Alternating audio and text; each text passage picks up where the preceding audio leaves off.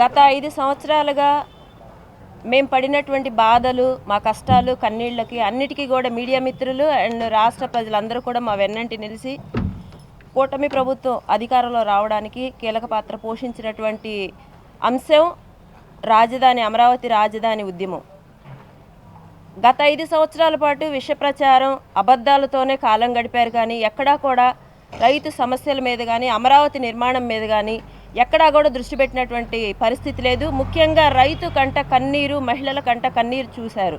కానీ ఆ రోజు ఏ రోజు కూడా రైతు అనే మాట కానీ, అమరావతి అనే మాట కానీ ఎక్కడా కూడా రాలేదు. ఇప్పుడు కూడా జగన్మోహన్ రెడ్డి మొన్న పెట్టినటువంటి ప్రెస్ మీట్ గురించి నేను మాట్లాడుతున్నాను.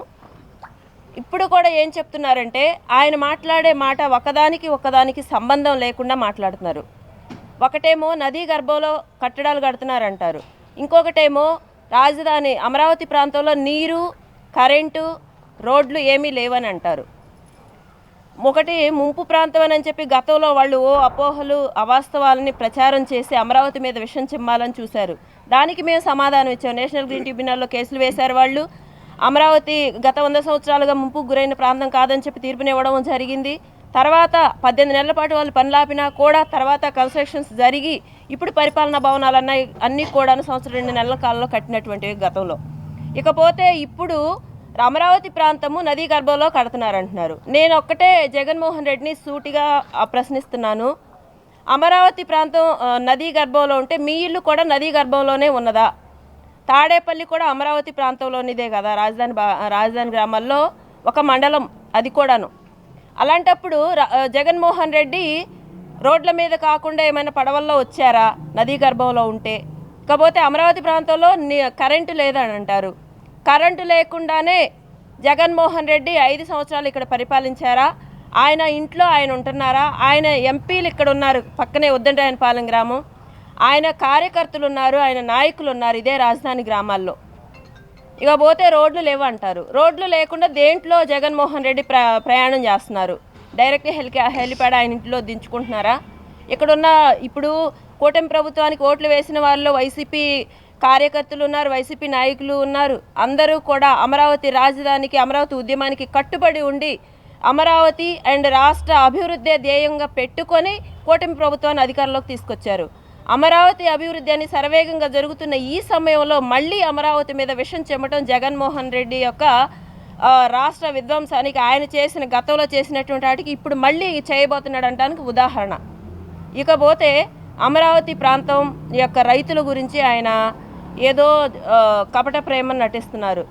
రైతు అనే ముందు అమరావతి ప్రాంతంలో 5 సంవత్సరాల పాటు ఉద్యమం జరిగితే పరదాలు కట్టుకొని వెళ్ళిన నువ్వు ఒక్కరోజు కూడా మమ్మల్ని ఎందుకు పరామర్శించలేదు? ఈరోజు ఈ కపట ప్రేమ ఎందుకు? సెకండ్ ఫేజ్ పూలింగ్కి వెళ్తుంటే 50,000 ముందు 50,000 ఎకరాలకు 1,00,000 కోట్లు అంటారు, నెక్స్ట్ 50,000 ఎకరాలకు 1,00,000 కోట్లు అంటారు.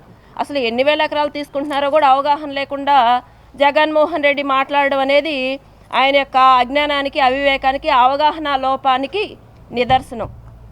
ఇంకా చెప్పాలంటే అమరావతి మహిళ పెట్టిన కన్నీరు మీ రాజకీయం యొక్క సన్యాసానికి దారితీసింది అంటంలో ఏమాత్రం సందేహం లేదు. 11 సీట్లకు పరిమితమైనా కూడా ఇప్పుడు మళ్ళీ అమరావతి మీద విషం చిమ్ముతూ ఇదే అవాస్తవాల్ని ప్రజల్లోకి తీసుకెళ్లాలని చూడటం నిజంగా 5 సంవత్సరాల పాటు ఈ రాష్ట్రాన్ని పరిపాలించినందుకు మేము సిగ్గుపడుతున్నాం.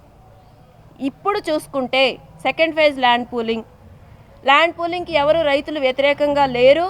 అందరూ సంతోషంగానే ఇప్పుడు తీసుకునేటువంటి సెకండ్ ఫేజ్ పూలింగ్లో వడ్లమాను కానివ్వండి, ఎండ్రాయి కానీ, అది అమరావతి మండలం, అక్కడ కూడా అందరూ సంతోషంగానే హర్షాతిరేకాల మధ్యనే పొలాలు ఇవ్వడం జరిగింది. వాళ్ళు పెట్టిన 3 డిమాండ్స్ ఏవైతే ఉన్నాయో అవి సముచితమైనవి. అవి ప్రభుత్వం కూడా వాటిని స్వాగతించింది. కాబట్టి ఇక్కడ జగన్మోహన్ రెడ్డి బాధపడాల్సిన అవసరం లేదు, భయపడాల్సిన అవసరం లేదు. అమరావతి గురించి ఆవాకులు చవాకులు పేలాల్సిన అవసరం కూడా లేదు. ఎందుకంటే రైతు తలుచుకుంటే ఏం చేయగలరో చేసి చూయించారు. జూన్ 4న తీర్పు వచ్చింది 2024. మళ్ళీ అదే రైతుని ఇంకా ఇబ్బంది పెట్టాలి, రాష్ట్రాన్ని విధ్వంసం చేయాలి. రాజధాని నిర్మాణాలు ఆల్రెడీ జరిగిపోయినాయి. ఇప్పుడు రాజధాని విస్తరిస్తుంది. ఆ విస్తరించి ఒక మహాద్భుతమైన నగరాన్ని మేము చూడాలనుకునే 1631 రోజు మీరు ఎన్ని కష్టాలు పెట్టినా, ఇబ్బందులు పెట్టినా కూడా వెనకడుగు వేయకుండా మేము ఉద్యమాన్ని కొనసాగించడానికి ముఖ్య కారణం రాష్ట్ర ప్రయోజనాలు. కాబట్టి అలాంటి ప్రయోజనాలకు విఘాతం కలిగించే ఏ చర్యను కూడా అమరావతి ప్రాంత రైతులు మహిళలు ఒప్పుకోరు. దానికి సరైన సమాధానం ధీటుగా స్పందిస్తాము. మీకు ఇంకా ఇలాగే ఈ విధంగానే మేము మా పోకడ పోతూ ఉంటాము అంటే మీకు రాజకీయ సమాధి కట్టడానికి కూడా అమరావతి మహిళ వెనుతిరగదని చెప్పి నేను తెలియజేసుకుంటున్నాను.